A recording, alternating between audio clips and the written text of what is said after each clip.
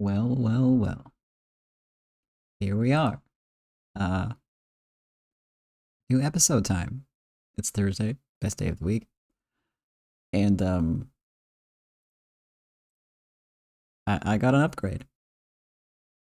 Like I said last week, this is the week where I'm gonna show off the new reader and the new outfit and the new everything. And still need some work, I have to admit, but this is a huge improvement from the last version. So I also got a fancy outfit toggle because because why not? I have the power, and I'm going to use it exclusively for fashion. So there.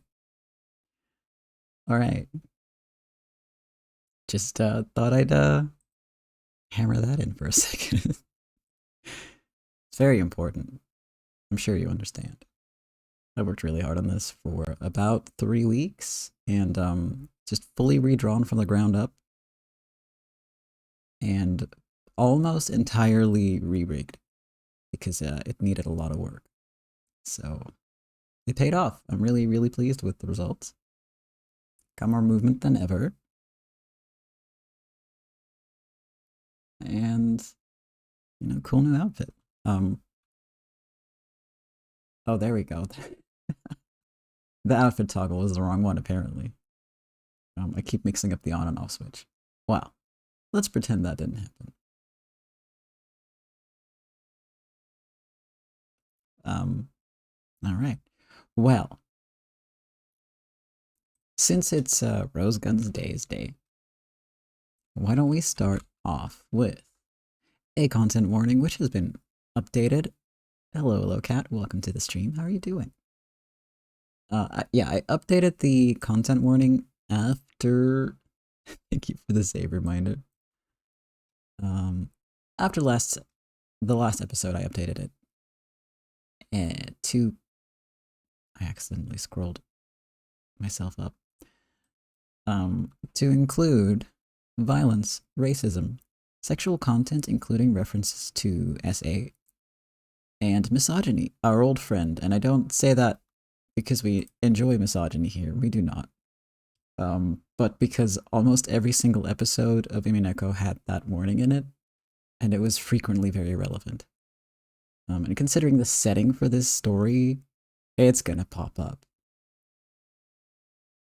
I don't expect the sexual stuff to get graphic or explicit or anything like that, but still thought it was important to mention because, if you don't want to deal with any of that at all, totally understandable.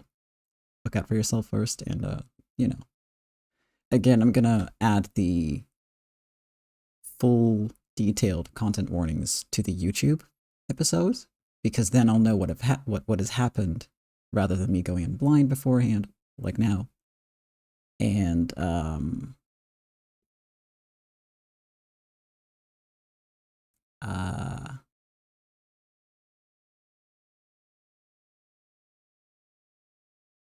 forego what the rest of my sentence was. But if you go there, you'll have like the full detailed warnings so that you can sort of uh, make a good, just have more information to decide if you want to watch this or not, basically. I also add in timestamps you can skip uncomfortable stuff that you'd rather not deal with, which again, understandable. I get it. And I think it's important to add stuff like that so that, you don't get thrown into stuff that is upsetting or triggering or anything like that without knowing about it beforehand. Also, the racism that I mentioned is specifically usually against Japanese people in the game, since the game focuses on Japan post World War II, after a natural disaster has caused Japan to lose the war. So it's an alternate history thing. And then China and America swoop in and divide the territory. And Japanese people are treated like a minority in their own country. And that's obviously going to cause some situations that are not good. But yeah. can't have a story without conflict. So, well, you can. You can absolutely have a story without conflict. It's just that this is not one of those stories. Not at all. It's not really how Dukishi writes his stories, let's be real. Oh, I should have... I'll do this after the stream, but I should also include a content warning specifically for gun violence. So if it's specifically guns that you don't want to have anything to deal with, there's a lot of guns in this game that get used against people, so just something to keep in mind. Alright. That's the wrong button. This is the button that I wanted. I have read some stories with some good stories that did not have conflict at all or much conflict, so it is doable for sure. It's a very different flavor story though. Let's see. Okay, that's still remembered. I just need to turn on my own volume so that I can hear myself talk. There we go. Alright, let's see.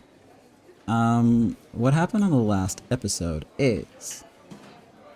Leo is now working as a bodyguard in the Primavera. And that's cool for him and good because wow did he need that job. Wow did he need that job. Also, Rose got kidnapped along with Claudia, another one of the girls working at the club. And they were taken by Alfred, who is... who they keep pointing out has a fake Western accent, so that's interesting. And is also just a big fucking giant creep who's really into Rose, but like in the... this man is terrifying and just entirely made up out of red flags sort of way. So, not good. On the plus side, Leo, Wayne, and Cyrus. I'm still getting used to the names. They charged in, managed to save Claudia and Rose, thanks to a note that Rose dropped out of through the window. She folded it into a paper plane. And everything turned out okay. And Alfred, the walking red flag, got literally hit by a car and landed in some trash, I believe, which is where he belongs, so perfect. Of course, that makes him very angry, and he'll no doubt be back, because he's in the opening video, so not the last thing we've seen of him. Additionally, we spent some time with Leo, just sort of like learning about his new job, just going about his day. And also accompanying Rose to a client. And then Battler showed up from Imineko, but I kind of forgot how that situation works entirely. But that happened. He was there.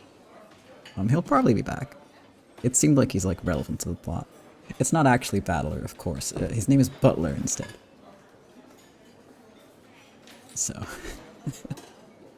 yeah, the military guy working with the club, but in what kind of like manner he's working with the club, I kind of forgot the details on that. But I guess we'll find out when it's relevant. I'm sure they'll remind us, and if they don't, well, that's on me, and I'm sorry. As I keep mentioning, I haven't read this story before, so I'm nowhere near as familiar with it as I was with Imineko. Which, with that one I had to make sure that I didn't say too much, because I would accidentally spoil things, and here it's like, I might remember the entire story wrong. So I'll do the opposite of spoiling you. I will unspoil you. Oh, was it for protection? Okay, yeah. And Richard did go along as well, because he handles, like, the finances of the club. Yeah. Alright. Now that we've established what happened last time, I will have a sip of my tea, because I can. And it's necessary. I also forgot to get stuff from my throat. Oh, we'll cross that bridge when we get to it. That's fine. More incentive for me to land a break. Love me some breaks. I don't like taking breaks. I don't like being interrupted, even by myself. This is a problem that I have. New tonic water? Nice. That feels kind of appropriate to the setting of the game. I don't know why. Also, wild that they don't sell sugar-free stuff like that. Alright, well. I'm gonna take one more sip of my tea, and I might eventually switch over to, like, not actual cocktails, but, like, something more fitting. Because the tea started because of Mineko, which people drink a lot of tea in that game, in that story. Not so much in this one. But, you know, it helps. It helps me read. It makes me see better, so I can see the words. Anyway. My desktop background is someone face palming, and it's definitely aimed directly at my terrible jokes. I feel very attacked.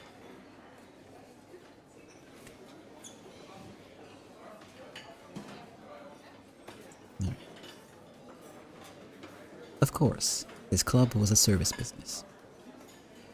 You couldn't have your employees, even bodyguards, smoking tobacco right in front of all the guests. When I asked whether there was a place I could go smoke, I was told that using the storehouse would be fine.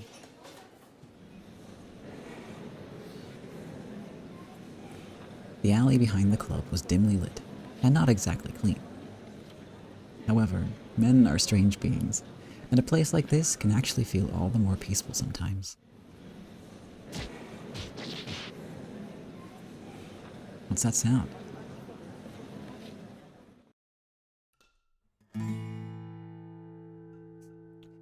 Oh, one thing I forgot in the summary is we made fun of Wayne for being basically, an adult but with an edgy teen personality. And I expect that will become relevant soon, just from this image. When I opened the door to the warehouse, I heard the sound of something metal creaking, along with the sound of a leather bag getting hit. See? I'm on to you, Wayne. Close the door. You'll break my focus. Wayne. So this is where you were. I was wondering why I hadn't seen you around.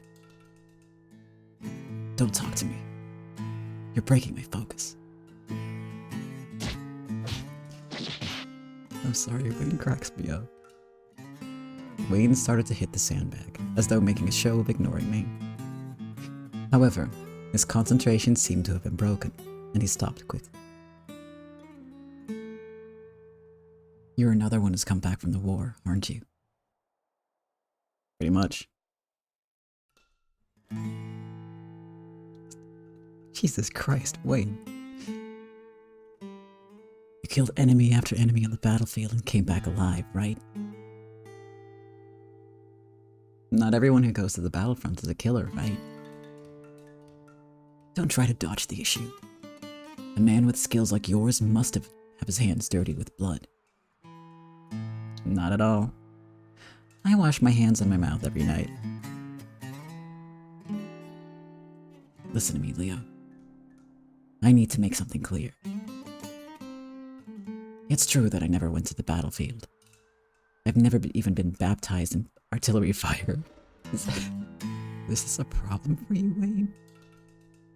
However, I've been at the point of death many times myself, and always skated by.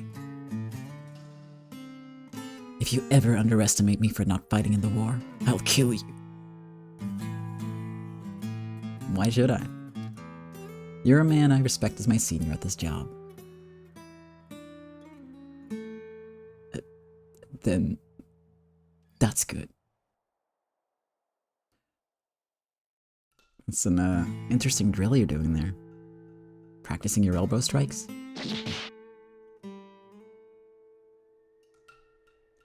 Wayne had his back to the sandbag and was repeatedly striking behind himself with his elbow. This was clearly an exercise for an attack aimed at an opponent behind him. The other day, during the whole Alfred thing, I followed after Rosa and got surrounded and captured by those thugs in the bar. They were all pointing guns at you, right? Nothing you can do about that. No. It was such a cramped place. They should have been too afraid of shooting their own to actually pull the trigger. But then, they grabbed me from behind and tied me up while I was struggling.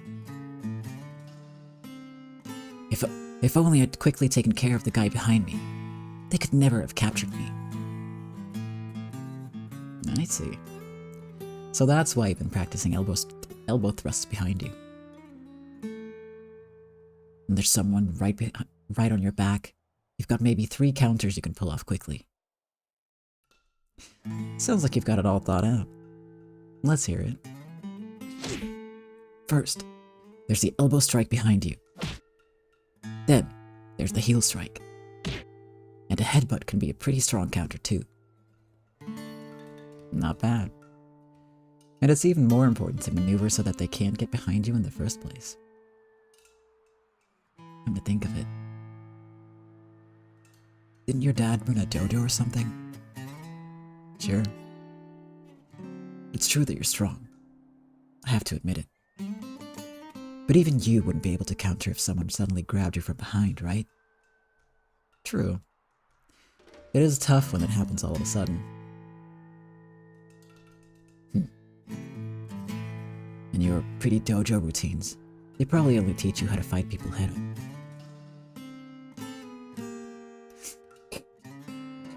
Ah, he's so edgy. I survived in the rat's turf, using nothing but biting instincts. Just watch. The next time something like that happens to me, I won't fail like I did last time. Keep it up, kid. I'm sure you'll handle it fine next time around. Leo crumpled up his cigarette and left the room. But as he did, Wayne suddenly grabbed him from behind. Hey now. If someone did this, how'd you deal with it? That insane strength you're so proud of, and your dojo techniques can't help when you're being held from behind, right? Apparently they can't. To Wayne, it seemed to have happened in an instant. Just as he seemed to notice Leo's upper body sway, he was suddenly spun around and found himself held in place.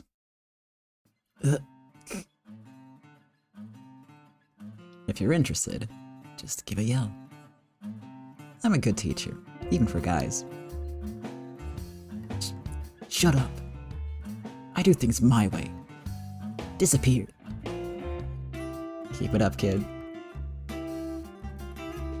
Damn it. Oh, Wayne. Oh yeah, we were on a selection thing last time.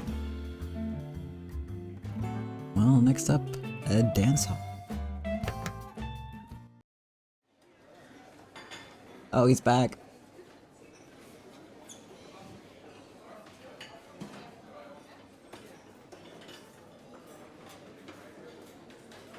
Leo, this voice is gonna kill me, but I'm gonna keep doing it. Get a car ready. Sure thing. Which lady shall I be escorting? He really is like a lost little puppy. Oh, Stella voice. Hold on.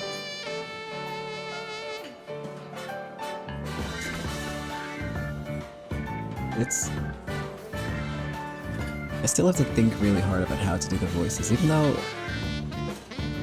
they don't sound all that different. I know this. That's okay. I'm not a pro. Take me over to the dance hall in Newtown, please. I've got a party to be at tonight with a handsome gentleman. Normally, I would drive her, but still hasn't asked for you. Glad to hear it. Better go collect my generous tip. Normal customers would come into the club, but we would sometimes take the girls out to meet VIP patrons. The person who had called for Stella to come to the dance hall must have been one of those.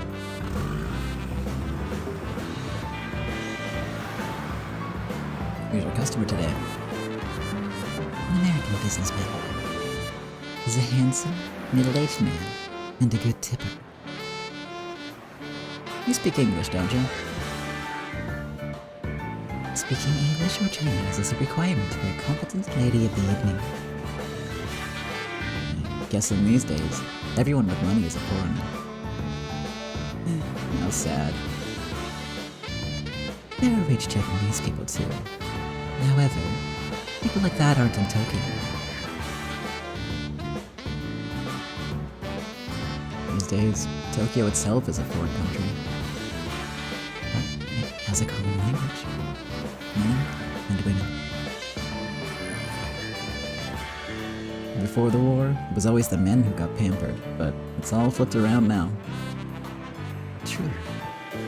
Now, if a man can't speak anything but Japanese, he can't be anything more than a simple laborer. Women are different. No matter what sort of dilemma or strange land they're forced into, they can always scrape by. So, long live the era of women. That's what I think. This is Japan's punishment for its culture of male supremacy. Holy shit, Stella. Stella coming out swinging. And we love that for her.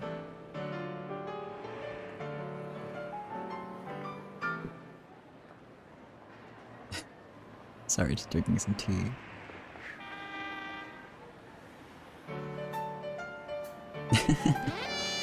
That's harsh. I'm hoping to make money like crazy, catch myself a handsome gentleman at just the right time, and retire successfully. I've been feeling so tired these days. My calves feel so heavy. The back of my shoulders are sore too. Hey, Liam, you wouldn't happen to be good at Jitsu, would you? If it's for you, I'm an expert. I'll have to ask you one of these days. So heavy. My poor calves. As she said this, she stretched out her beautiful legs in a slovenly manner and put them up on the passenger seat. It was so full of holes compared to the bewitching yet virtuous way she acted at the club. Full of holes? I've never heard of like behavior being described as full of holes before. Unless her legs are full of holes. It can't be her outfit, like, because you're not gonna see a client with like holes in your stockings. That would be, there's no way. Now I'm pretty sure it was like how she was acting, like sitting. Like not acting like a prim and proper, sort of. Huh. So, why did you become a lady of the evening? The money's good. Do I need another reason? Richard is your brother, right? I heard you call him that once. Oh, I'm surprised you noticed. Yes, he's my brother. He's a moneylender. He's also in charge of managing Primavera's funds and watching our safe. In other words, he's not in a position where he'd be short of money. So, why did you choose your nighttime occupation? Because I didn't want to be dependent on anyone, I guess. At first, even my brother was always telling me to stop this job. But it wasn't any of his business. After all, the era of women has finally come. The era where we were forced to rely on men completely is gone. You're a woman with an independent spirit. Yes, that's right. I've no desire to be the kind of woman who can only live thanks to a man's support. And what about now? I'm the one giving support to men. I gently soothe their half-crushed pride for them. In exchange for a fee? Of course. For a short while, I show them a fabulous heaven for a fabulous fee.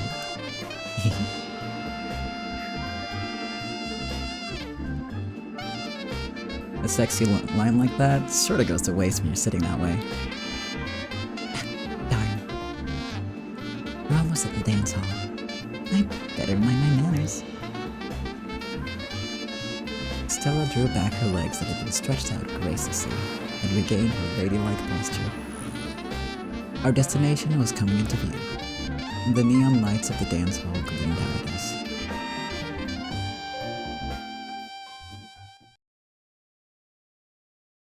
I guess her legs were fine after all. That's good.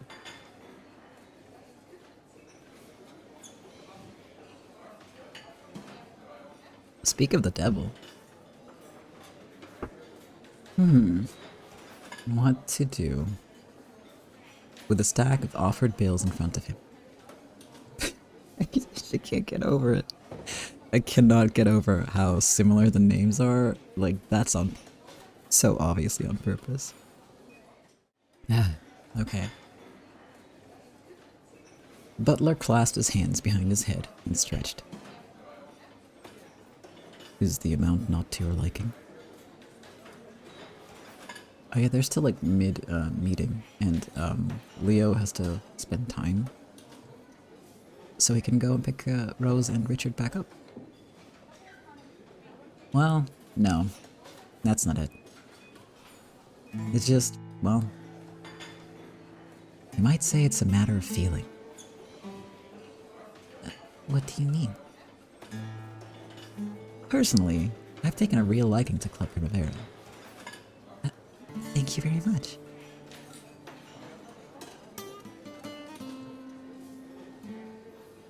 I love you, Rose-chan, and Stella-chan, and Meryl-chan too.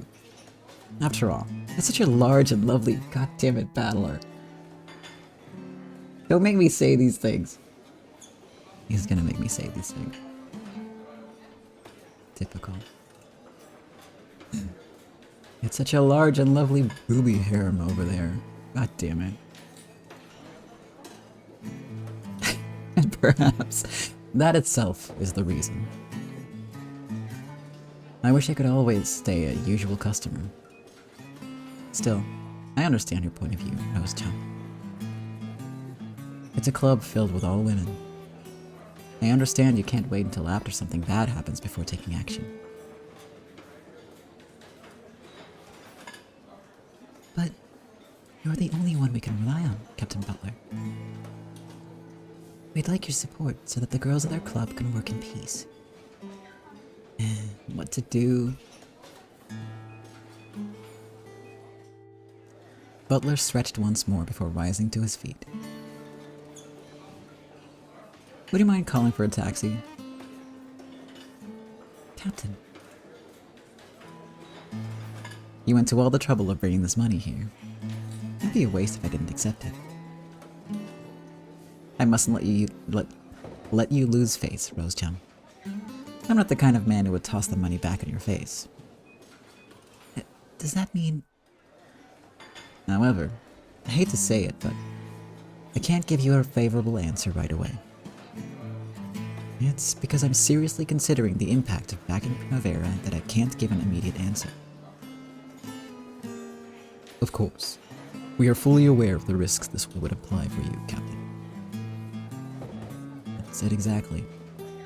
Risk versus return, and a man's pride. Along with endless love for lovely ladies. Yep, that's Bella, alright. I'm sorry, but until I can calculate and sort that all out, I'd like to have some time. We hope for a favorable reply. Don't make a face like that. I'm just asking for a bit of time. The taxi arrived in front of the restaurant. Butler got in, while Rose and Richard saw him off. Captain, thank you very much for today. It's pretty nice to have a dinner like this every now and then. But next time, I'd prefer the two of us alone.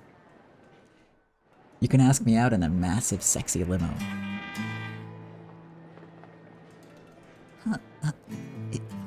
If that's what you'd like, Captain.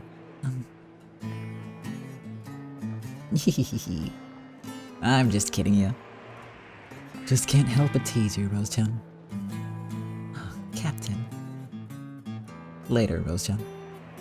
I'll be waiting for you in your dreams again tonight. Kidding.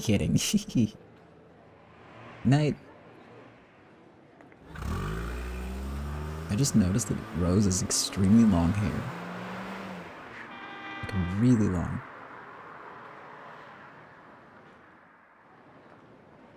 Butler's taxi vanished off into the distance. As soon as it went out of sight, the two of them felt the tension slide out of their bodies.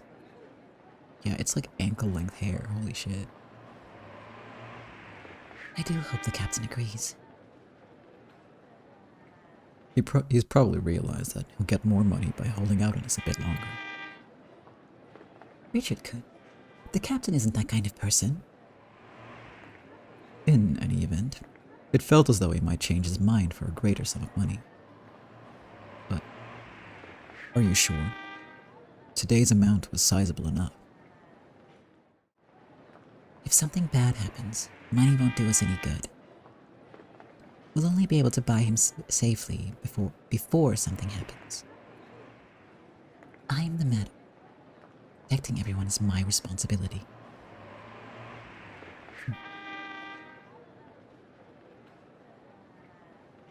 Money used to determine the merit of a thing Money used to determine the merit of a thing carries weight. I thought that the sentence was wrong. I was wrong. It's not the sort of money to be blown away by the wind. I don't think our money will be wasted. We might need more money to make the captain agree. In any event, we've thrown our dice. Now let us wait for the captain's answer. If he comes to the club, we'd better give him lots of extra service. Just before dawn, I got a call telling me to pick them up at that lobster restaurant. How was it, miss? Did it go well? I'm not sure yet. We're waiting for an answer. Take Rose to the club. My office is nearby, so I'll go on foot. Thanks for your help today, Richard-kun. Perhaps we should both put words like that on hold until the captain agrees to our proposal. As the car started moving, Rose let out a long sigh. Just looking at her gave me a pretty good idea of how their dinner meeting had gone.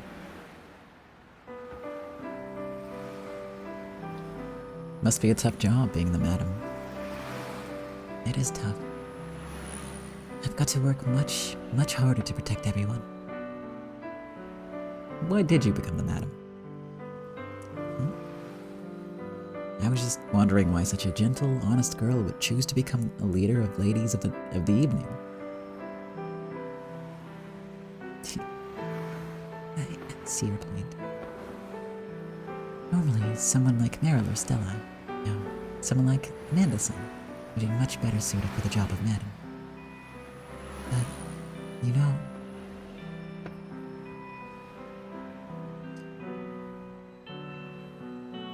the world of women is more complicated than it appears. You mean it's got lots of ties? Something like that. But I did become the madam. That's why I've got to do all I can to let everyone at Primavera live in peace. I've got to do So much more.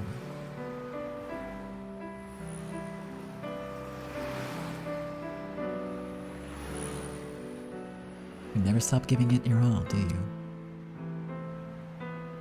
I'm always the one getting saved by everyone else. Even though I'm supposed to be saving them, I'm always getting saved. Rose's words were cut off. The strings of tension had probably released her, letting her sink into sleep. In the rearview mirror, he could see her breathing in her sleep, her eyes closed. So, is she admirable or devoted?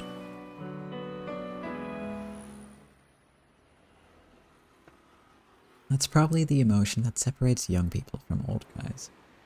I was young once myself. However, when the war ended, there was nothing left inside me except an irresponsible, indifferent old guy. I left my formerly young soul behind in that country far to the south. We were all so determined, so single-minded, so obedient and so straightforward. And that's what betrayed me.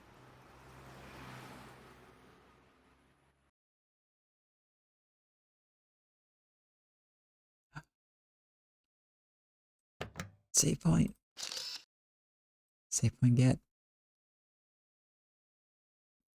Thank you for the save reminder. I'm glad it's been consistently working and not scuffed.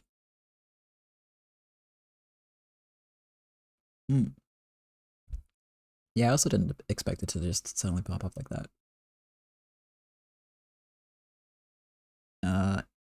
Okay, I'm gonna take a real quick break to grab some stuff that I need for my sanity and my health.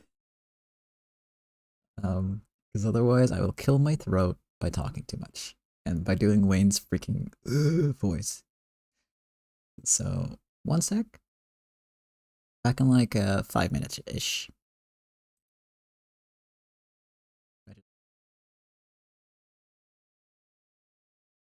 Alrighty then. I have returned. Time to do some more reading. Yay. I'm ready.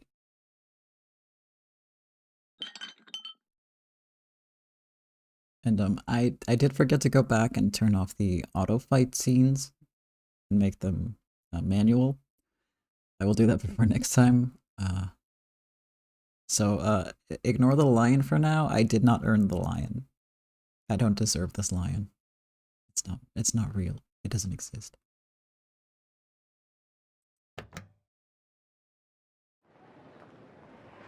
Ooh, we have options again. Wow. Bar Nobushi. I tried to walk the city in my spare time. I've decided to live here after all. Found an austere bar on an outing. Let's try it out. Newton District. Or New Town District? A town with expensive apartments outside the reach of Japanese people. I was ordered to escort a certain person who lives here. Richard's office. Seems Richard invests and lends out Primavera's money. He also does other things like handling English documents accepted by government offices. Udon Shop Tanuki. Perfect. Here's a place with decent udon. It's a bit expensive, but it's surprising to see a place like this still standing in this day and age. Now, as usual, we just go top to bottom.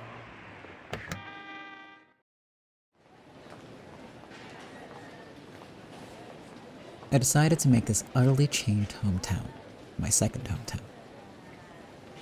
I made a habit of walking around the city on my own time. I wanted to learn more about the city, because, just maybe, I could learn to love it.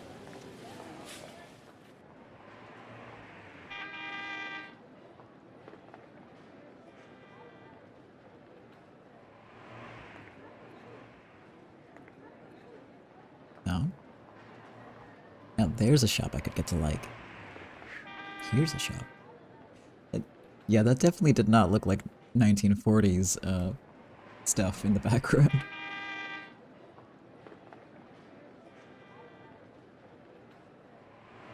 And again, a big time European vibe in all the backgrounds.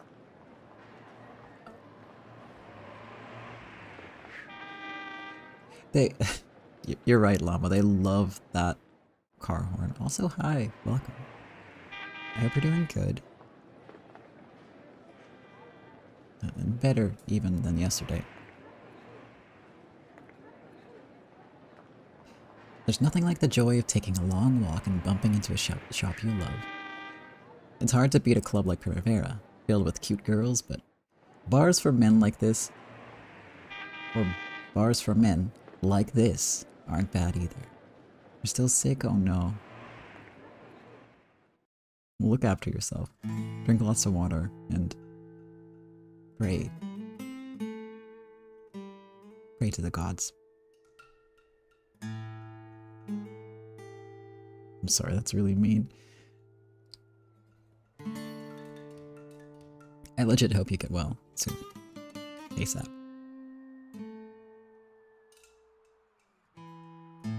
Wow. I hit the wrong button. So, wow at myself. Place is just packed with depressed looking guys. The bar was overflowing with day laborers. They all had gloomy looks on their faces, but there was an indefinable, bitter charm to the place. Not bad. A man needs a good, dusty drink every now and then. Leo literally just walked in here, looked around, said, "Wow, this place is garbage. I love it."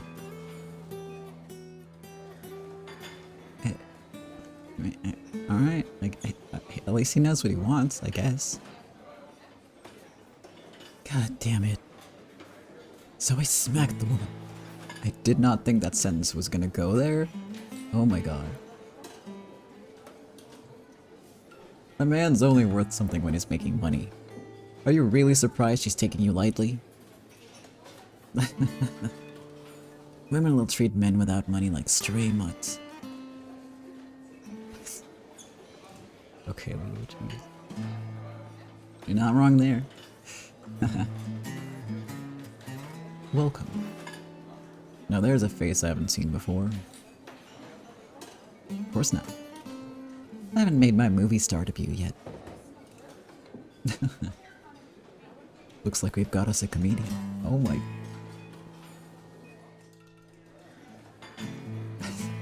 The vibe in this place is so bad, and Leo's just like, yeah, this is nice. I like it here.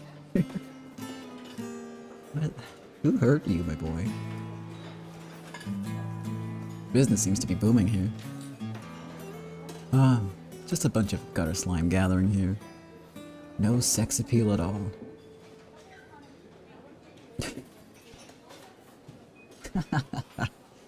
You'd think anyone would come to this dung heap bar if they had money? Yeah, we'd be having a drink and eyeing the ladies someplace they've got 'em. Someplace they've got 'em. Then maybe you'd better stop rolling around in the dung and get yourself a job. You aren't wrong there.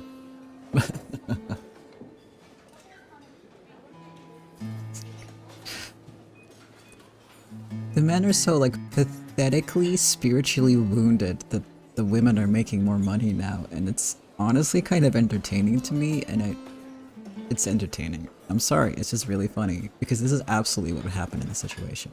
They would all just be so sad and pathetic over it. It's so funny.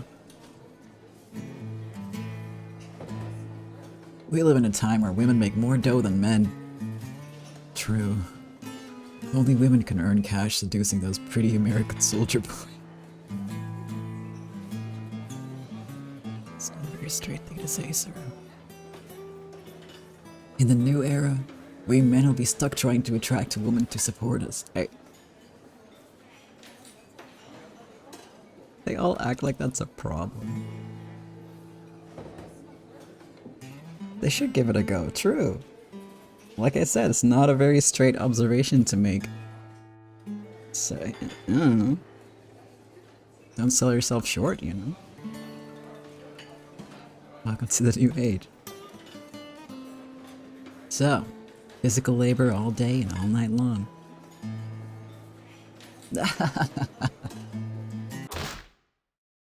Uh-oh. Okay, voice. Thug voice. Thug voice. The hell's so funny? A sudden wild yell and crash made the bar fall instantly silent. The man, who was clearly drunk out of his mind, spat. What's a woman got to do except shut up and listen? Damn it, you won't see me going around sucking up to some woman. I think you've had more than enough to drink. Shut up. Just what is a woman? What? Oh my god, let's not get into that debate right now, sir. This Japan of ours wouldn't even exist now if we men didn't risk our lives on the battlefield, right? And what are our women doing? They're sucking up to foreigners, wearing fancy clothes, and eating good food.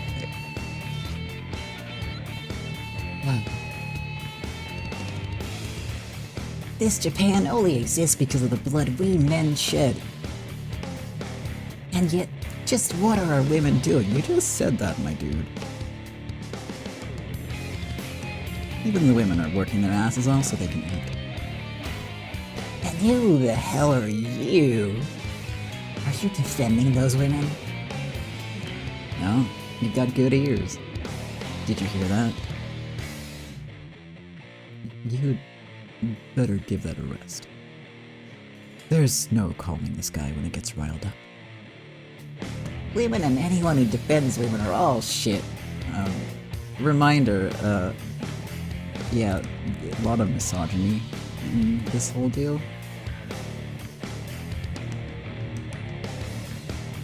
As expected.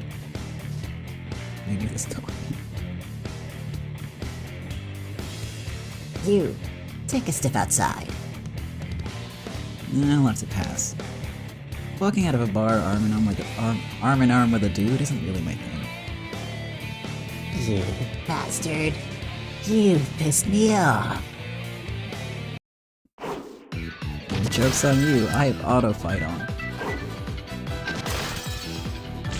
Joke's on me, I'll have to repeat all the fights at some point to turn that off. Because you can't just do that in the settings, I don't think, so... But hey, we won. You know the thug voice? Thank you. I've had to do so many thug voices already, and we're on episode 3. There are too many thugs in this game. You'd better go home and have a good nap. Don't forget to brush your teeth. What? What? I'm living the thug life. Sure. I mean, spiritually, I guess what voices, it kinda counts. The fuck? The man was pretty tough. He was still clumsily trying to stumble to his feet. Who's this? Sorry.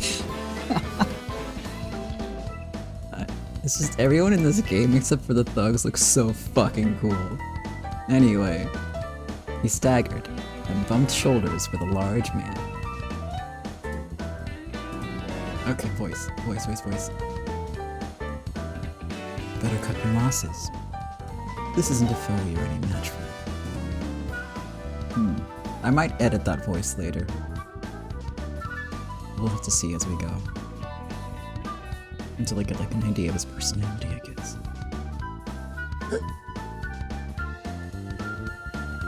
Kid Ag? Okay. What? Mr. Kid Ag? The drunkenness vanished from the man's face in an instant. Apparently, this new man had a reputation in this bar.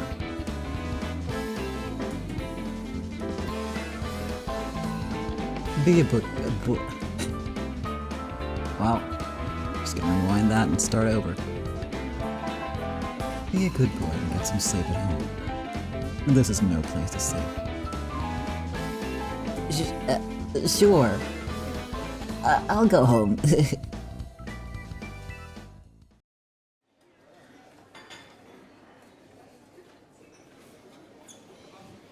You've spoiled my drink, kid. Care to buy me another?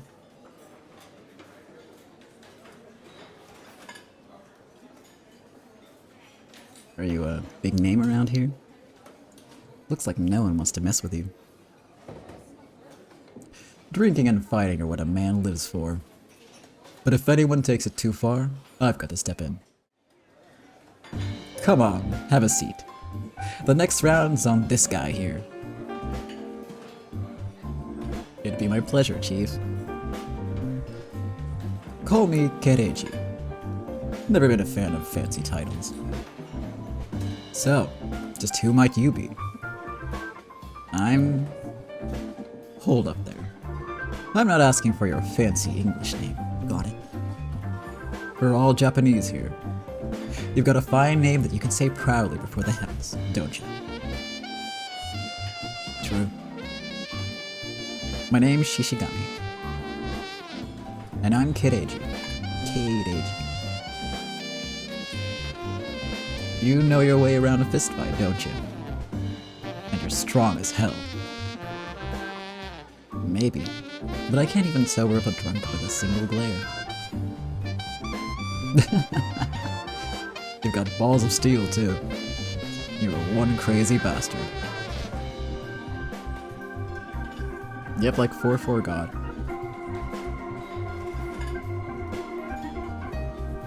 I think it's also like the Shishi as in the Lion Guard statues. And since his first name is Leo, that's probably also like a theme naming thing. I'll have to look that up later. Still, I can hardly believe I've never heard of someone as tough as you. You new to these parts? Yep, just got repatriated. Took you long enough. What have you been up to all this time? Got stuck in a prison camp. For 3 years, would you believe? Sounds like a bitch. Where'd they drop you? Down at the south. Don't ask. I don't like to think about it. I was sent to the south too. Lost a lot of good men under my command on some islands that were nothing but jungle. Oh, you're an officer? Something of the sort. And yourself? I was an officer. I was an officer too. Training new personnel was my job. Ah, so you're an instructor. I see. So that explains that little performance of yours earlier. This whole time, I thought I never wanted to talk about the war again. But apparently, even the worst sort of memory can make for a great side dish to a good drink from time to time. Before long, we were drinking together and sharing stories of old times.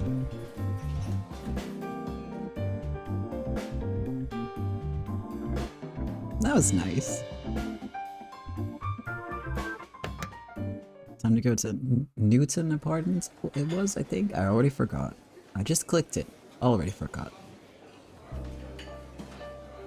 It's my favorite song in the background again.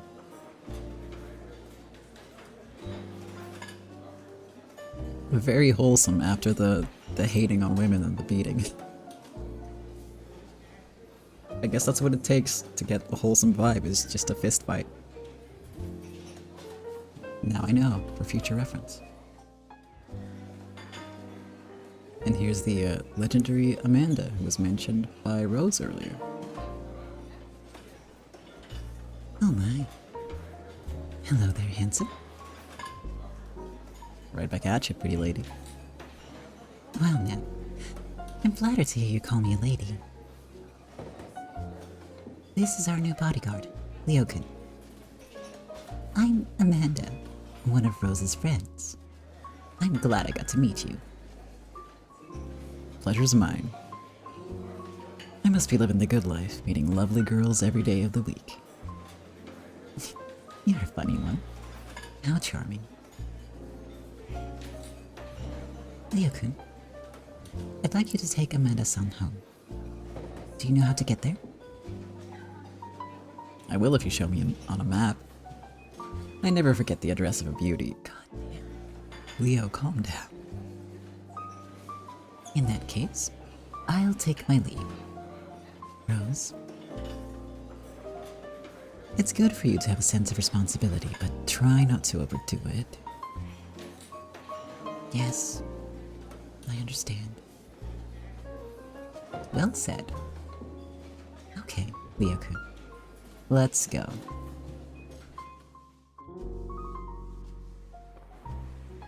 Her house was in the Newton district. I'm gonna settle on that pronunciation now, because Newtown sounds cringe. The district was a cluster of beautiful, high-class apartments used to symbolize Japan's reconstruction.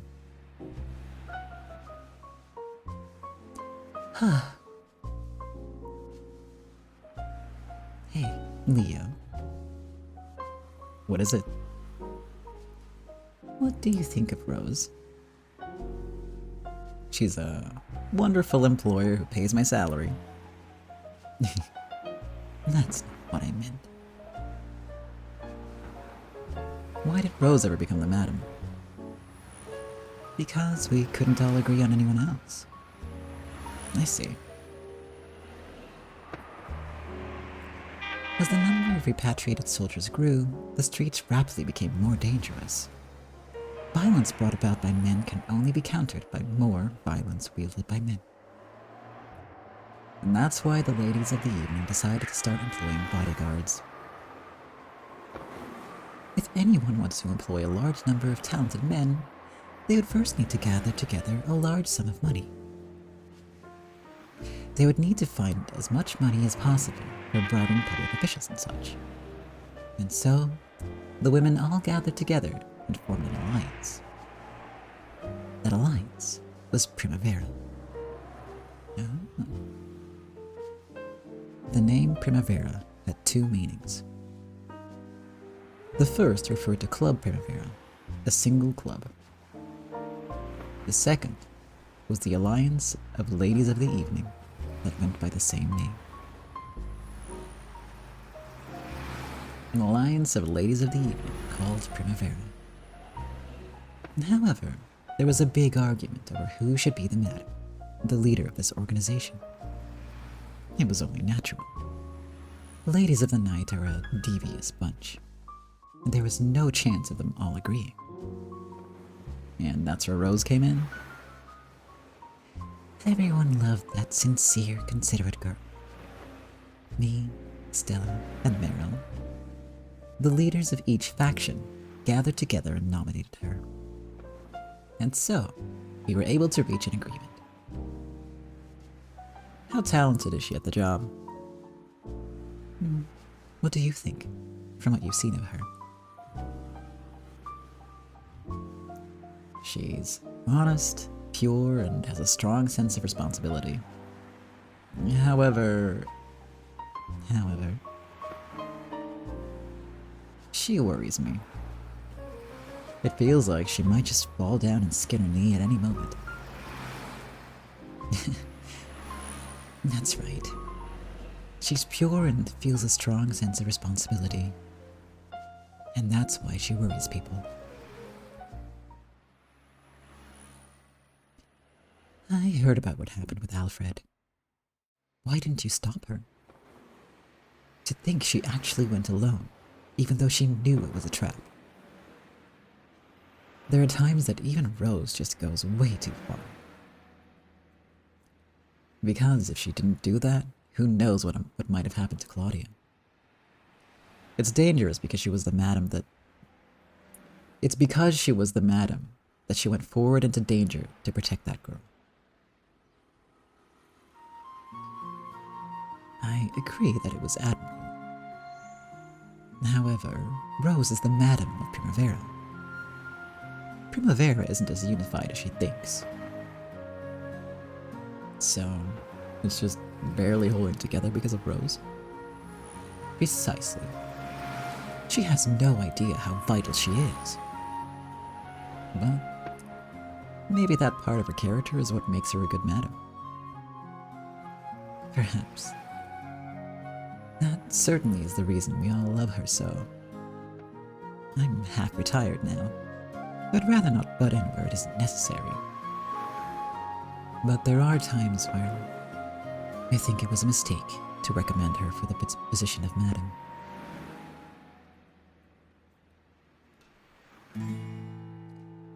It wasn't a mistake. You think so? No matter how worrying things are, there's something that should never be forgotten. And you think this is something Rose has? I do. People who never forget their noble goals will always win in the end. To me, it sounds like you're just talking in simplistic ideals. In that way men always do. It's not just men. Everyone loves simplistic ideals. Once we've lost those, the world is just a rock band without the vocals. Well, I understand what you're saying, logically speaking. If I'd known it would come to this, I'd have put my foot down and made sure I became madam. If she acts recklessly and something happens that can't be undone, it'll be my responsibility.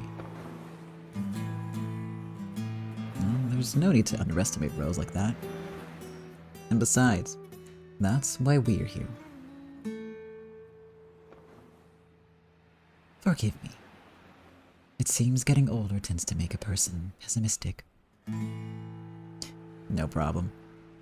I can see why Rose is loved so much, and also, I can see why only Rose could do the job of Primavera's madam. Leo, please take care of that girl. Of course. Even if you didn't ask, I couldn't abandon her. Yes, thank you. You can drop me off at that corner.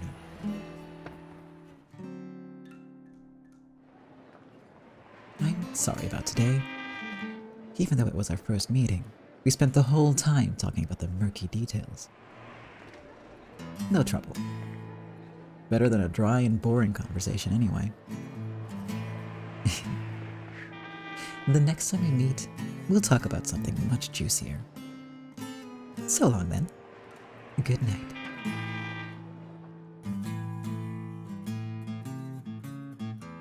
Alright, up next is Richard's office, which I'm gonna need some water for because his voice is very low.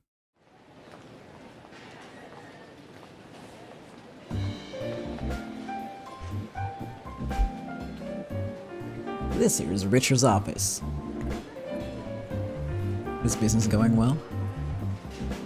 Come on, this is our Richard we're talking about. He's raking in enough to make a grown man cry.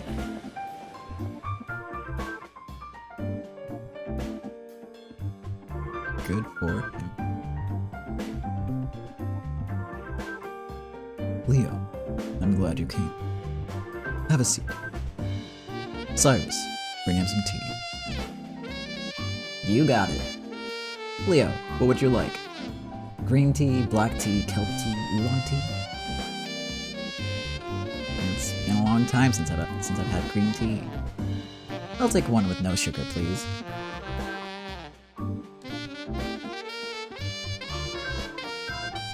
It's necessary to fill out some paperwork so that Primavera can pay her salary and receive a corresponding deduction. Please sign your name in all the indicated fields. Oh boy, paperwork. Fun. This is the paperwork arc of the story. My Japanese name? Of course. You got it. Oh, is that the first mention of his actual first name? Or have we heard that before? Either way, it's Shishigami Kotaro. All the documents were in English.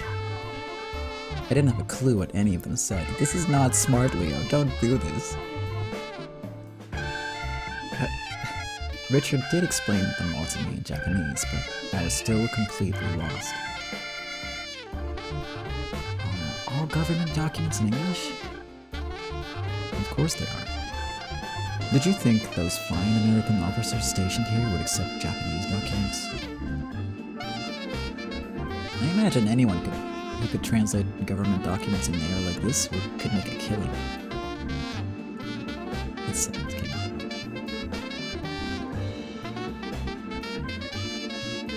That is my official profession.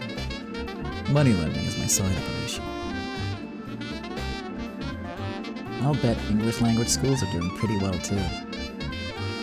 I hear they're flourishing. In the years to come, you probably won't be able to function as a member of society unless you speak English or Chinese. Old guys like us who can only speak Japanese are going to get kicked out, one by one.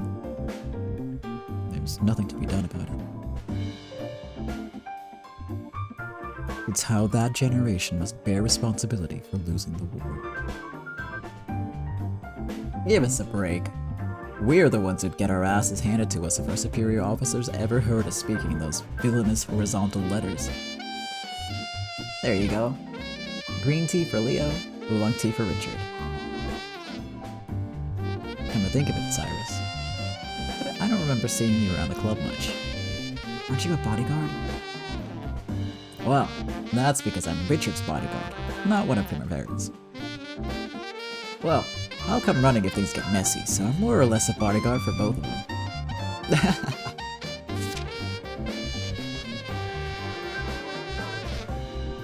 Our friendship has lasted a long time.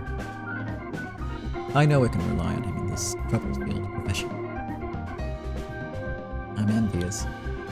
You're lucky to be reunited with a friend in Tokyo. That's true. All my other friends have gone missing after all. Though, I believe that makes us treasure our faint ties all the more.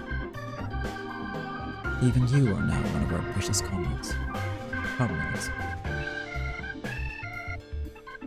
Makes me happy to hear it. And it's reassuring to have a friend who can understand English. And the feeling is mutual. It's reassuring to know someone talented has returned from the war. Are you being employed by Primavera too? My little sister and the others work at Primavera. That is my connection. You've heard, haven't you? Stella's Richard's little sister. I've never seen any resemblance, though. They literally have the same hair color.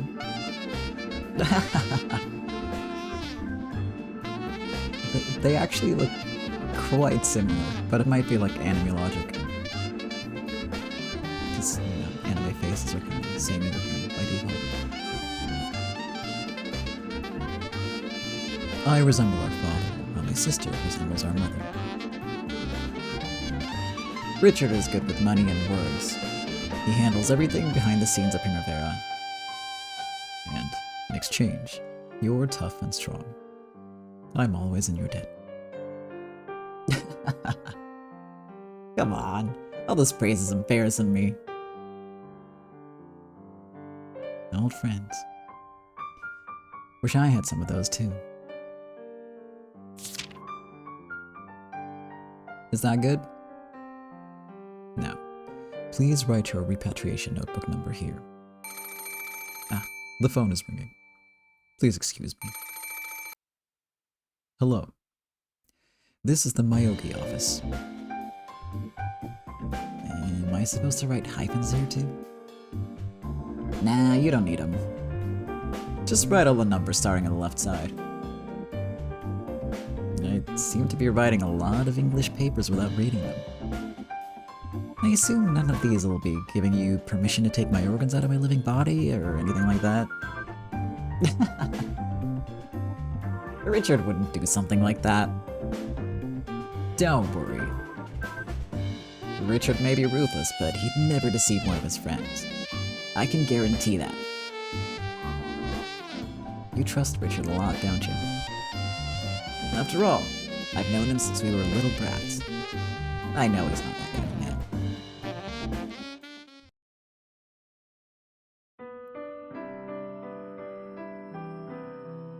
The reason he looks so ruthless is because he wants to protect.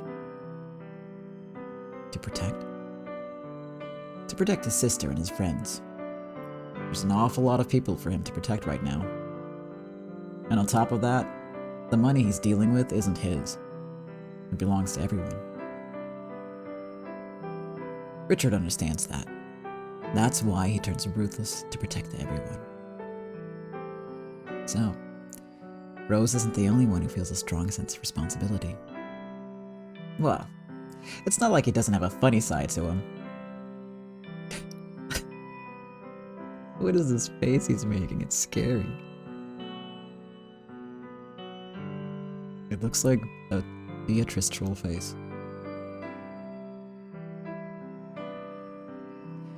I'll get to show you that one of these days. At that moment, Richard slammed his hand down onto his desk. Cyrus jumped and nervously turned around, but Richard was apparently slamming his desk at someone over the phone. Very amusing. Of course, that is unacceptable. We had a very specific agreement as to the rate and repayment schedule, taking all possibilities into consideration. Our agreement accounted for all possible coincidences and misfortune. No, there are no exceptions, as you well know. Oh, you want me to wait 3 days? How about this then? I'll give you a one-to-one deal on extra days. For each day I have to wait, I will break one of your fingers, or your wife's, or possibly your daughter's.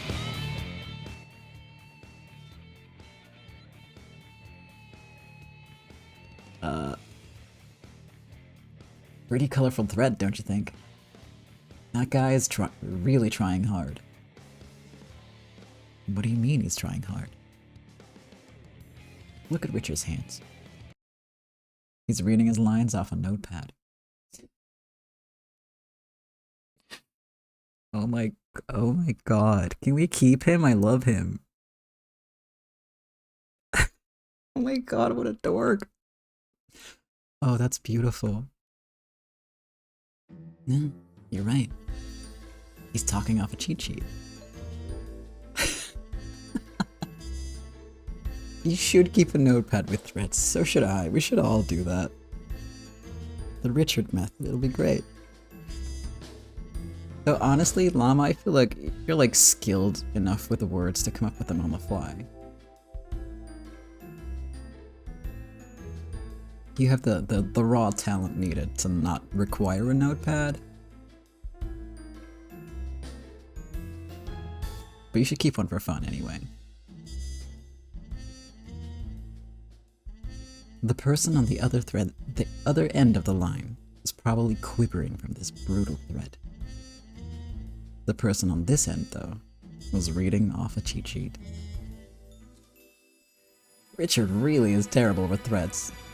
He'll always write it out beforehand, then read as he goes along. It's really quite moving. Come now. Your family has a full 30 fingers to spare. So, these threats go hard. And he's just reading them off. Ugh, amazing. I'll let you choose any 3 fingers you like. Oops, looks like he slipped up a bit there. And honestly, you should take the intimidation as like a compliment. It just means that they know that you're better than them. That's all that means. Richard noticed Cyrus sniggering at him, and his cheeks turned a little red. I'm sending one of my young men to see you now. Please select which fingers you would like broken by the time he arrives. Goodbye. Cyrus, please pay a visit to the Shiratori shop. We mustn't let them take us lightly. You got it. I was scared of the pants off him. They thought they could fool me. I already have information telling me that they're capable of paying. There are quite a few out there who try to trick you, even though it's in their power to pay up. Getting them to do so is where we get to show our quality in this job. We're sending Cyrus to go break their fingers? Of course not. That sort of threat is just for phone calls. Believe it or not, I'm quite the pacifist. I'd tell him that everyone else had their fingers broken, but I'll ask Richard to let him off easy, just this once. Then they're crying at our feet. I behave in a ruthless manner for business reasons. I wouldn't want you to suspect me of being inhuman. Huh. Not too shabby. Anyway, I'll be back in a bit. I'm counting on you, Cyrus. As usual, please act in moderation. I'm not well suited to being a moneylender. Cruelty is something I just can't get that used to. Yes. This tea is certainly delicious. Cyrus's tea always is, no matter how cold it gets. Aww. That was weirdly adorable for like a scene in which he threatens to break like a child's fingers.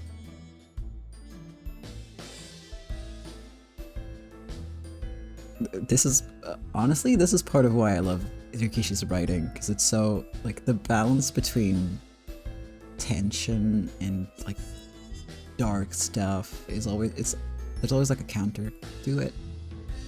And Umineko, not so much, but, like, even that, there's, like, enough, like, quiet or fun moments to sort of balance it out. It's great. She could be, the daughter could be like 40, that's true. In that case, he still did threaten to break multiple people's fingers, so you know. But that is a good point. Alright, I'm gonna drink some water and then we're gonna go get some udon.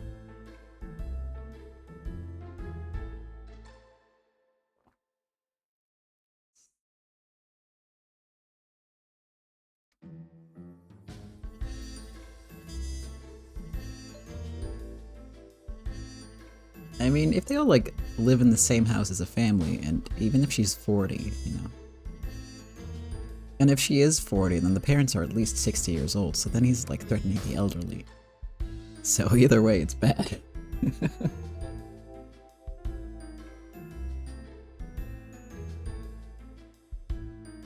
No matter how you slice it, it's not good.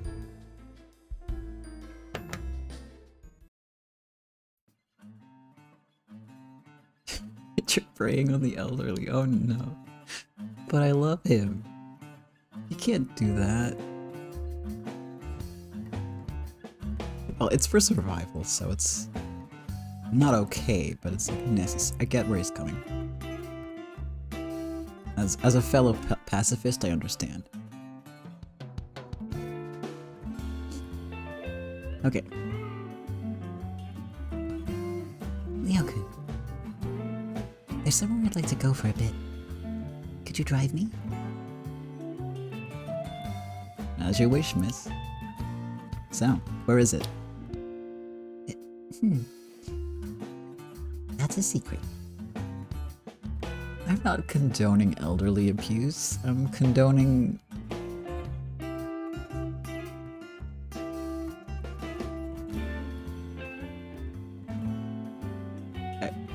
I have no counter for you. I have no counter for you because I was gonna say I'm condoning threatening the elderly, which still very much consists of elderly abuse, so I guess so. You got me. But only if it's for survival, okay? I'm not saying like go be mean to your grandma right now. Unless it's for survival. Oh god, what have I... Yeah.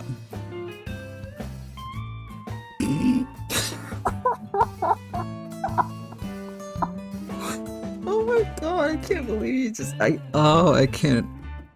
I almost forgot about those. Oh my god, I hated those so much. They were so bad. For context, it's like a Dutch PSA against domestic violence, I believe. And they were extremely cringe. There was like singing. I don't know why they decided that it needed a song. But they should not have. It was terrible. That was a bad choice. And they ran those ads for over a year. I'm pretty sure. And that will always be stuck in my brain when I read that sentence. So thank you for that, Llama. Thank you for doing that to me.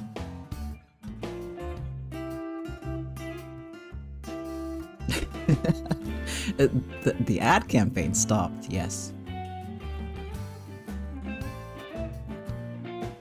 But it's basically, like, the point of it was that the violence isn't gonna stop on its own, which is a good point. Like, people need to do something, right? Like, you can't just be like, oh yeah, this will probably be the last time. That's not how that usually goes. So I kind of get what they were going for, but I don't think it needed someone singing that. Like, I don't know. It was weird and bad. Yeah, you need people with no.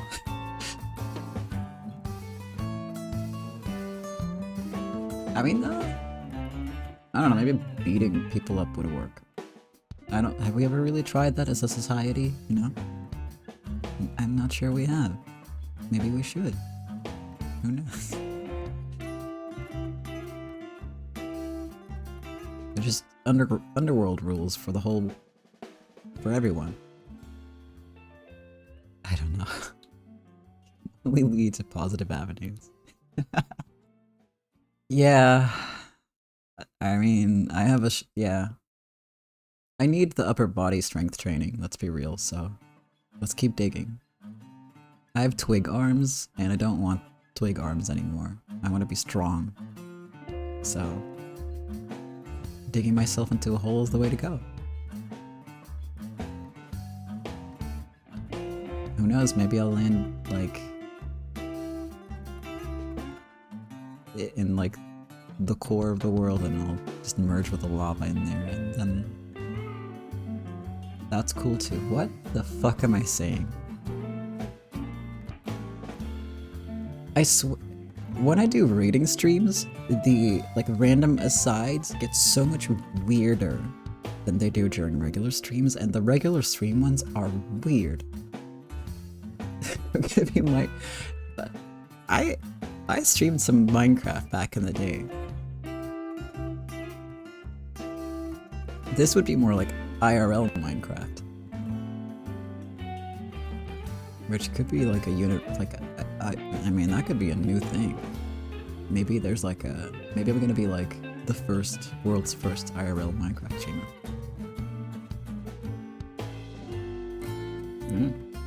And then I'll be famous. I don't want to be famous. Maybe I shouldn't then.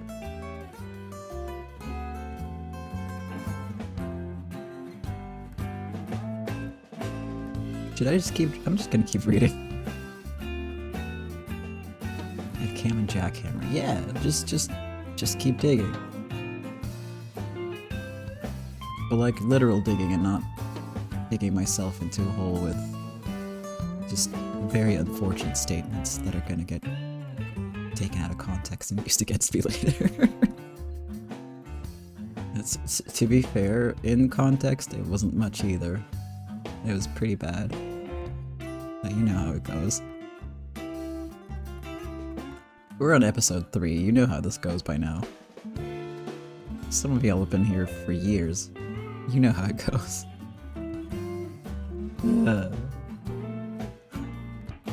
Anyway. Back to reading. Miss? I'm afraid I can't take you anywhere if it's a secret. Ah, good point. When she showed me the place on a map, and I drove her over there.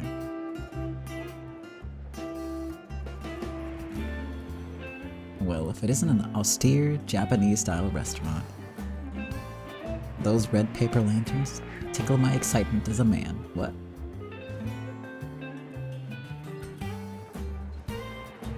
Now that's something you never see these days. A Japanese-style restaurant? I finally found that delicious udon place that I promised I'd find for you. Promise? What promise? Remember? You said you were looking for an udon place, and I promised that I'd find you one someday. Did I ever make a promise like that? Yeah, like a week ago. Though I do remember saying I was bored of Western food and wondered if there were any udon places around. That is really sweet of you. That's conscientious of you. You remembered about that. I always keep my promises. There was a broad smile on Rose's face. She's a good, conscientious girl. But I also thought she was the type who tended to carry many burdens. Thanks. I'll treat you tonight. Don't worry about it. My salary's big enough to pay my own way. Hey there, welcome. I have a reservation for two. I believe it's under the name Rose Haibara. You even make reservations? Is this a date? This feels like a date. This udon restaurant is actually pretty popular. Well, I can understand that. No matter what the era is, udon is Japan's soul food. If you look around, there are actually quite a few Japanese restaurants out there. They just tend to be expensive. It's hard to get the materials for Japanese food in Tokyo these days. Especially soy sauce. You can find some in the Chinese districts, but the price is shot up like you won't believe. Rumor has it that some Chinatown villain has been buying it all up to raise the price. Well, you do hear that the Chinese are good at business. Soy sauce costs a bundle, miso costs a bundle. Sauce and ketchup are about all you can get on the cheap. At this rate, Japanese restaurants will disappear despite all the demand for them. There's been some low-quality fake soy sauce going around lately. Rumor says that there's some drug that's bad for the body. Yikes. I've heard that rumor before too. After a while, it's supposed to make you go blind. These are the times we live in. There's a lot of dubious food drifting around, with many disturbing rumors to go with it. That's terrifying. It'd be healthier to eat hamburgers all day. However, our soy sauce is the real thing. So's our dashi. That's why it's so expensive. It is a bit, but it's supposed to taste really good. True enough. Everything on the menu that hung on the wall had an impressive price next to it. Once I converted the Japanese dollars into the old Japanese yen, it was like seeing a menu at an old, high-class restaurant. It's enough to make you cry. These days, even udon is high-class dining. Oh, I'll be paying tonight. You haven't gotten paid yet, have you, Ryoko? I still have a little left from the repatriation office. I'm sorry, taking you to a place like this without thinking about your wallet. Don't apologize. And anyway, getting to treat a girl to dinner is a privilege for a guy. Waiter, I'd like a large serving of tanuki udon with egg and mochi in it, and extra green onions. Oh, then I'd like the okama udon. And some... I could not read that word for some reason, but it's shichimi, too. Shichimi has extra, doesn't it? Does it? Waiter, I'd like some shichimi, too. I'll pay. That's my job as the man. An order from management. It should have been just udon, but it was delicious enough to make me tear up. There was no way to describe the greatness of udon eaten in post-war Tokyo, filled with neon letters of the alphabet.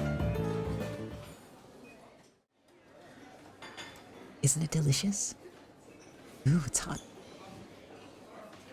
Yeah, it's incredible. I'm glad I was born Japanese.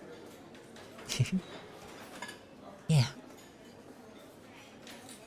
This has become a difficult era for the Japanese, but I'm sure there are reasons to rejoice in our heritage.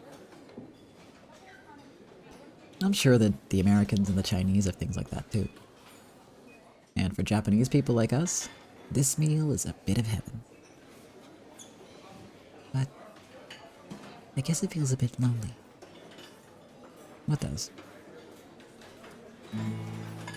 I hear that right now in the schools of City 23, children are being fed sausage, buttercorn, and french fries in their school lunches.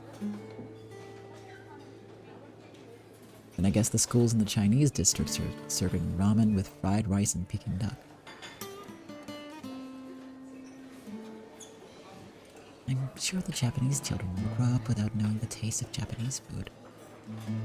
That's why, even the taste of the udon we're eating now, I wonder if it will be the soul food of any adults in the future. It does make me feel just a bit lonely.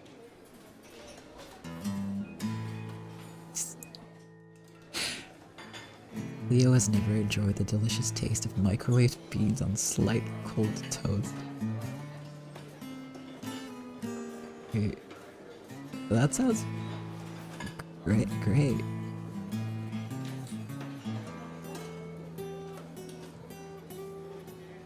It's proper British cuisine.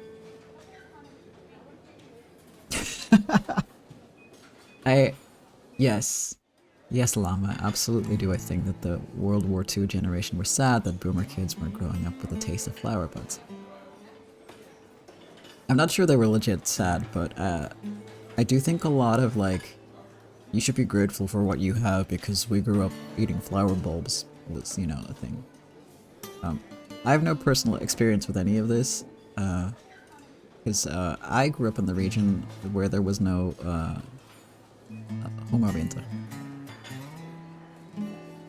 So, my grandparents didn't have to deal with that to the extent that the rest of the country did. Apparently they are, like, relatively nutritious. I read that somewhere. Like, someone was at least trying to basically argue that we should start eating flower bulbs again. But I don't think that's a good idea. Maybe it is. Maybe I'm wrong.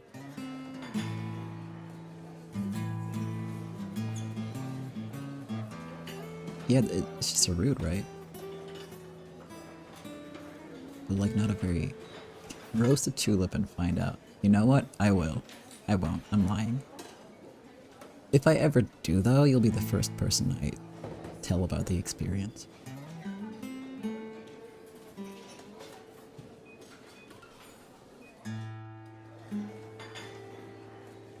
It's all because soy sauce and miso are expensive, isn't it? I think so.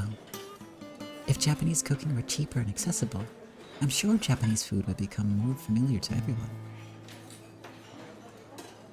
And if it did, maybe that taste would be passed on to the future, I was thinking. Is Club Primavera going to start up an udon shop then? Maybe we could distribute soy sauce and so on. No. If we could obtain some for cheap and sell it to stores...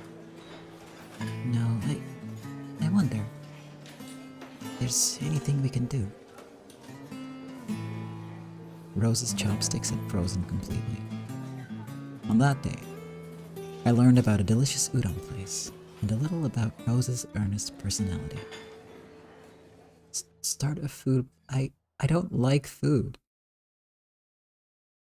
If I had the option to turn into a plant and photosynthesize, I would pick that over eating. I don't think it's responsible of you to start a food blog.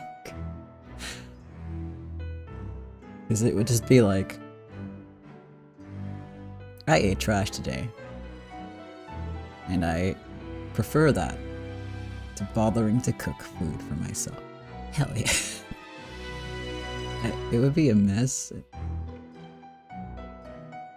And then I'd get all these like Zoomers being like, mood in the comments. Not doing that. Food is fuel, and I hate that I need the fuel in the form of food. But you're not wrong, like it's fuel. And it's better to have good tasting fuel because otherwise I'd be guzzling gasoline for sure.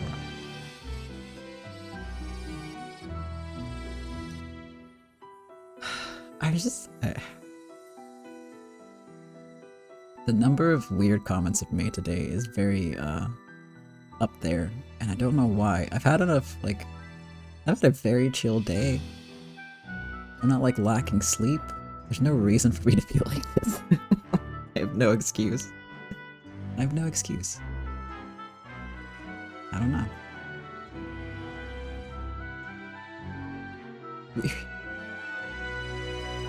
I did not actually know that gasoline is a high calorie kill. You'd definitely smell gas pumping, that's for sure, yeah. I kind of like that smell though, but in moderation. Like if it's like full-blown gas pump, nah. But like a little hint of it on the wind, it's pretty good.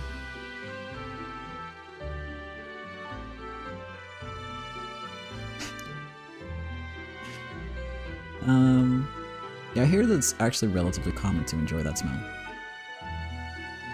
True, you would be so flammable. Because the vapors, you know.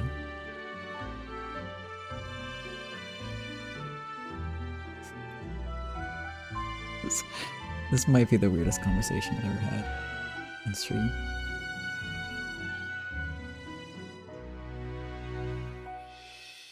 Actually, we frequently talk about eating rocks and skeletons, so... Do you vape? Yeah, gasoline. Oh my god. I don't want to be kidnapped for gas. See, this is why photosynthesis is where it's at. Where's my photosynthesis science? Where? Explain this to me. What are you doing with your time? Make me a plant. Anyway, I was reading a thing. Maybe I should put like a skip all the rambling button in the YouTube version. I might do that, we'll see. I might decide that, you know, you're here stuck in here with me, so take it or leave it.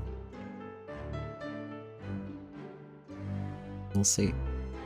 We'll see how I feel about this after, when I've edited the video.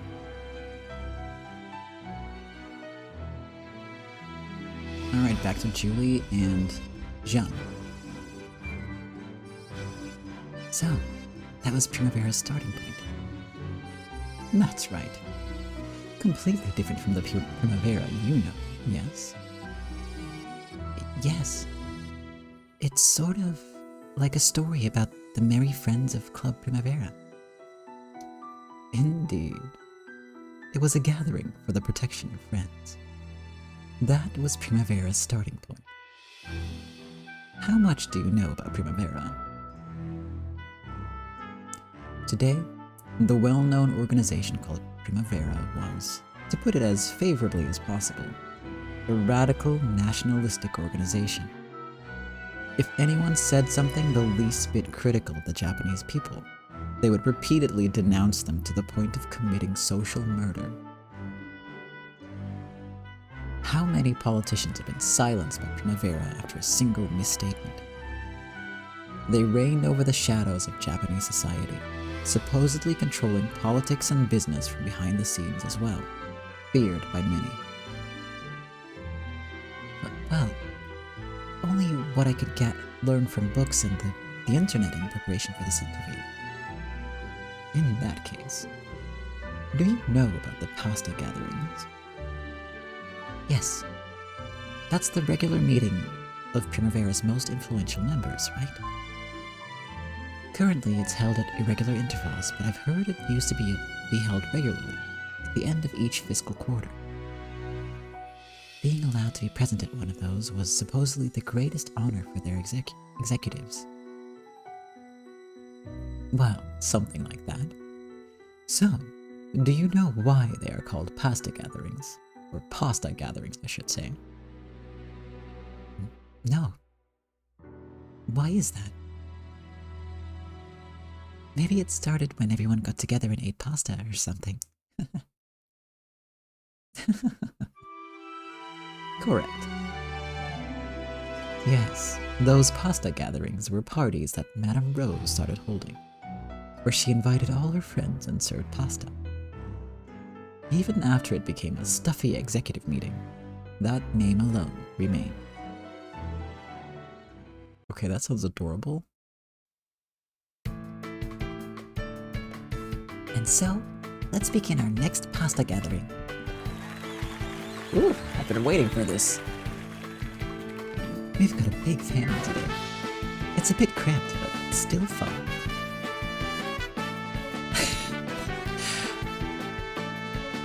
She's still in pain, huh? My calves are all stiff. Someone massage them.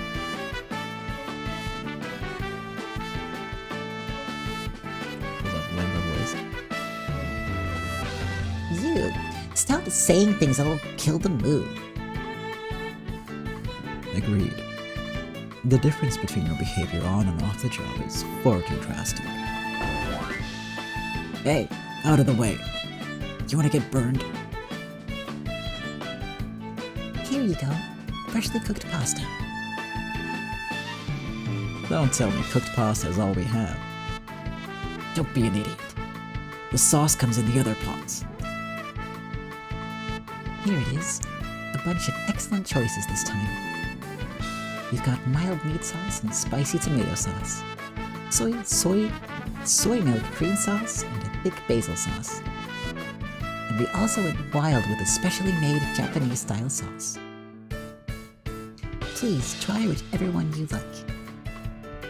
And this is where the author throws all the characters in all at once in the same scene to torture me specifically. I see. So it's a pasta buffet. Pasta is a race against time. The most delicious moment is now. After all, if it cools just a little, the noodles get sticky and hard to take out. We've got plenty more cooking. Please eat as much as you like. You'd better eat a lot too, Leo-kun. Alright, let the blood-sucking begin.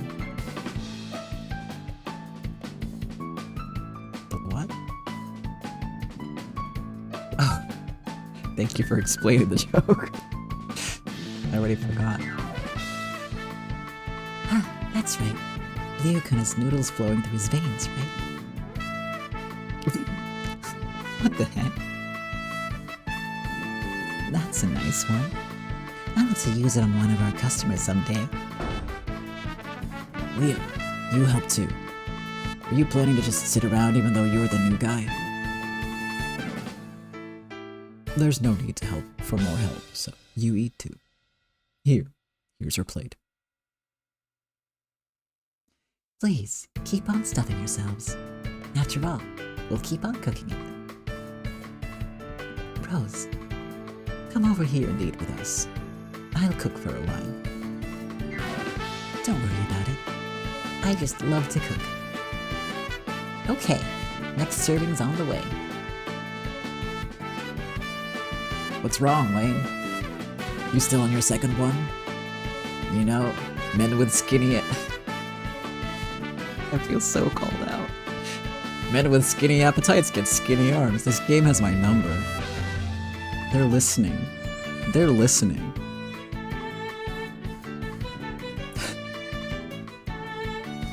They know. They know about my skinny arms. I can't let you get away with saying that. Don't compare the size of my servings with yours, old man. Hey, Stella. Do you think you could stop using the same ladle for different kinds of sauce? Please, don't be so annoying. It's all going into the same stomach, isn't it? My sister never ceases to surpass herself in slovenliness. Still, if you mix the spicy tomato sauce and the cream sauce, it's delicious. You got that right. This here is a masterpiece.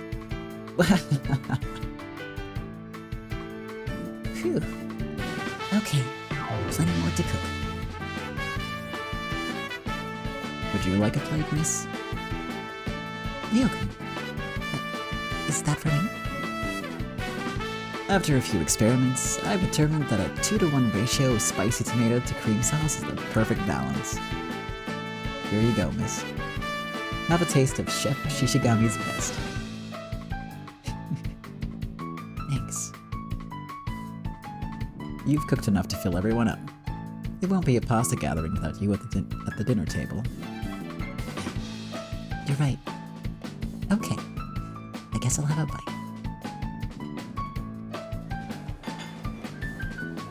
The pasta gatherings began a long time ago. At first, it was a cooperative cooking event for ladies of the evening to save even a little on food expenses. You know, it's always cheaper to cook a lot of something at once, right? Apparently, that was Madame Rose's bit of wisdom. It all began during one of these pasta gatherings, where they discussed the formation of an alliance of ladies of the evening called Primavera. Rose invited Amanda, Stella, and Meryl, the leaders of the 3 factions that formed the core of Primavera. In that sense, maybe it could be called a regular executive meeting even back then.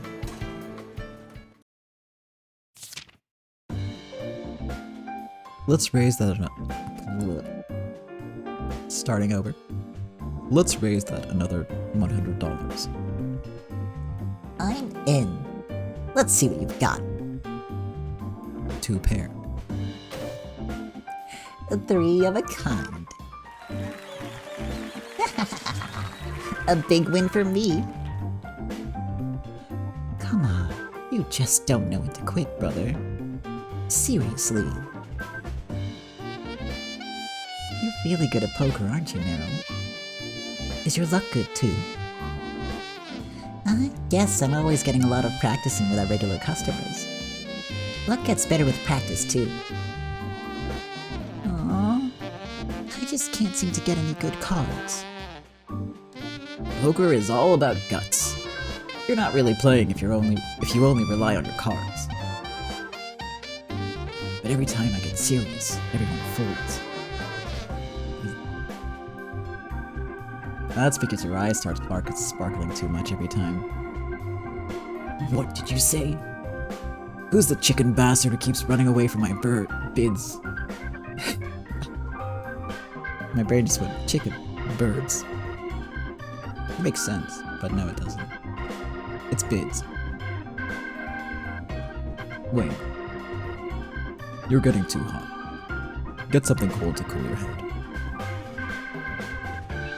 Oh, that's right. Rose, did you ever get an answer from Captain Hartman? He contacted me to say he'd come to the club tomorrow. So, he didn't give you any answer in that phone call. Yeah, and I can't rush him. Don't tell me he's planning to take our money and then just turn us down.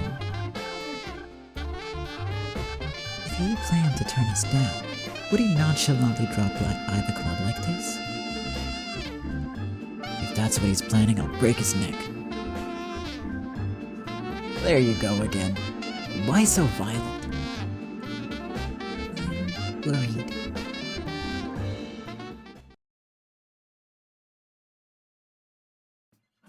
This is the same as poker.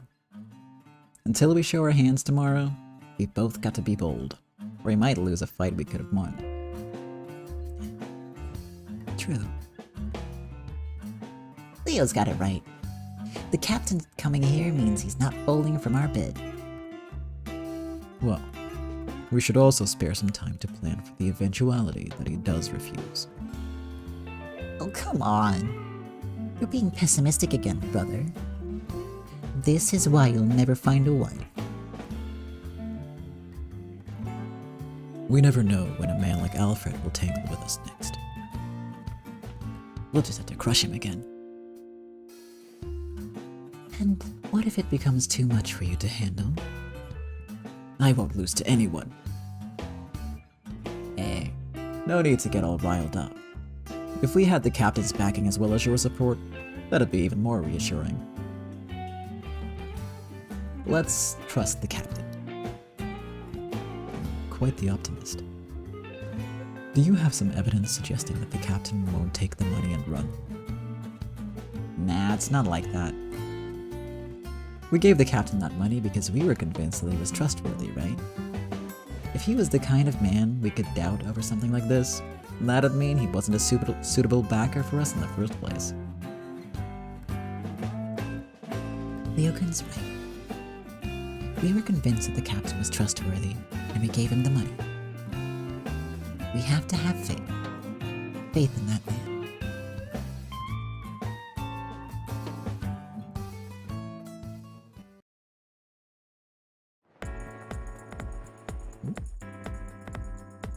New background song. I do think that this is going to be a good place to stop for today. So a little bit of a short stream, comparatively. But you know I love me some cliffhangers. And I'm tired from the rambling. That's not true. I just think it's a good time to call it. Because if this scene is long, then we're gonna be here for another hour. But not, I think. Basically, I'm trying to keep the episodes a little shorter than I used to for Imaneko, because 3 to 4 hour streams and videos, that's a lot. Like, both for watching and for me doing the reading, so I'm trying to be a little more strict with myself. And I think it'll pay off for like the quality of the streams, so yeah. But yeah, today's episode was really fun. I'm really interested in where the story is going. I foresee some like soybean related shenanigans in the future. I think that's gonna be I'm calling it. This is me calling it. I think they're going to get involved with that you know, the soy sauce racket to make sure that it's cheaper and more accessible. That'll be fun. And we also met was it Reikeji? New character. I would love to see what that guy's about, because he looks very cool. That's my only reason. No, I'm not ashamed of that. And yeah, more Butler next week. And big cliffhanger, is he gonna agree to help protect the Primavera or not? We'll see. We'll find out. This background song right now is a fucking banger, holy shit. Also, thank you for saying that I'm doing great and that the pacing is good. That actually helps a lot. Thank you for boosting my confidence. It's very thin, like my arms. But getting bigger by the day, unlike my arms, because I am not exercising at all. What a weird stream today, but a fun one. Alright. Yeah, that's gonna be it for now. I'm gonna be back next week on Wednesday. And then, back again on Thursday with Rose Guns Days. On Wednesday, as always, we'll be playing a game. I don't know which game we'll be playing yet, so that will be a lovely surprise to myself. Once I figure it out, I will ruin the surprise for myself, I guess. Sure, let's go with that. Alright. So yeah, keep an eye out for the Twitch channel. Also, maybe check out the Discord on the About page. As always, YouTube episodes go up as soon as possible with appropriate trigger warnings and content warnings. I don't think I need to add any specific ones for this episode. This was a relatively lighthearted one, so that's good. But yes, something to keep in mind. Is that everything I have to say? Yes, because my holiday does not kick in until, yeah, that's like 2-3 weeks from now. Okay. Because I will be taking a week off at some point, but that's pretty far in the future, relatively speaking. So I will announce that when it's relevant. Also, just because I'm real proud of this boy. Aggressive hair flip. I got my boy all redid, better than ever, with fancy outfit options. I'm gonna do some touch up at some point because I'm already noticing like, oh, this could be better and that could be better, and I learned a new method of doing the hair. So yeah, it's I wanted to sort of fit in with, you know, the vibe of the story. And I learned some new physics tricks. Thank you for noticing. So very good stuff. There's also some really like light, mild movement on like the outfit. And, you know, the hair ties are much better than they used to be, and the hair. I worked really hard on this, and it paid off. Yeah, I'm gonna tone down the eyebrows. They're a little much right now. Just behind the scenes secrets for you. Also the eye physics, hold up. I'm gonna get really close. The blinking, I'm really happy with it. And yeah. The hairstyle is actually based off of my own hairstyle, so because it changed, so I had to update it. And yeah. Oh, there's also a little bit of movement in the gem, a little bit, just a little bit, a smidgen, stuff like that. Anyway, it's good. I'm really pleased with it. And oh yeah, oh my god, I keep forgetting. Ha! I had to get my eye patch back, of course. And yes, it is themed.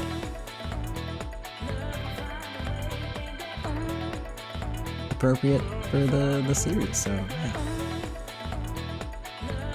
Oh, I also have no hands. You're not supposed to know about that, but now you do. Don't tell a soul. Do not.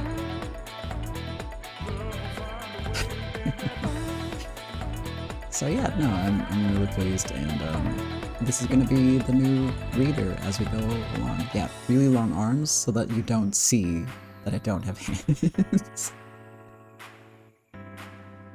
And actually, I have like freakishly long arms in real life. So it's accurate. Yeah. Realism. I don't have like an outfit like this though. Maybe one day. And then, yeah. There will obviously be a lot less glitter. Because can't get this kind of stuff in real life. Alright. That's enough shenanigans from me for now. Alright.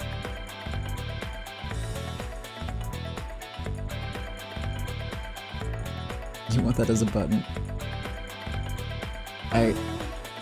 So I might be able to, but it's gonna be kind of involved because it's two separate animations, so I can't just make it like an on-off sort of. Maybe I can. I'll have a look. Because I'm gonna forget that that's even there. I've done it before, where I had like the whole setting for an entire season of it with another well, Freeman Echo. I had it for a whole season. Forgot it was there, didn't use it once. I don't know, I just forget things. So making it into a button is not a bad idea at all. Yeah, that's... yeah, the troll face is, I used that twice, I think, total. I did take it out of this version, there's no more troll face. Because it didn't feel appropriate. But maybe I'll add more relevant stuff when there's, you know, story developments. And I'll just adjust as I go. Should be good. Alright.